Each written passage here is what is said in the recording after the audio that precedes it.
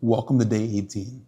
Did you know that a master manipulator can turn any prideful person into the perfect slave? Look here in Genesis 3 where we see Satan encounter Eve. Now, because there is no sin in the garden to begin with, we can't say that Eve was prideful from the beginning. But watch Satan's masterful steps to cultivate the pride within Eve. But watch what Satan does here in Genesis 3. In verse 1, he begins with saying, "Did God really say?" So he starts by questioning God's word. Then he moves on. Look here in verse 4. He says, "No, you will certainly not die." The serpent said to the woman, "In fact, God knows."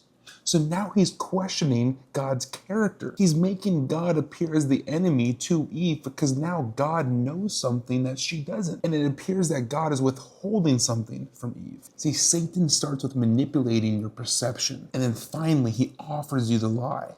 Here in verse 5, he says, "You will be like God." See, I don't think the temptation was just the fruit. I believe that it was Eve wanting to gain independence from God. See, Satan was able to convince Eve to trust her judgment over God's. And that's how manipulation works. And if you're not careful, you'll miss it. See, it often begins with making you question the truth and then question the character of the one who spoke the truth. And then once trust is broken, you want to rely on yourself more than relying on God. So no, Eve wasn't prideful to begin with, but a master manipulator, if you're not careful, can cultivate pride within yourself, a trusting person, and then that pride leads to then bondage. And I believe that's what happened in the Garden of Eden. And even today, that is Satan's greatest tactic, is to make you question God's word, question God's character, and lead you to believe yourself and trust yourself more than God, thus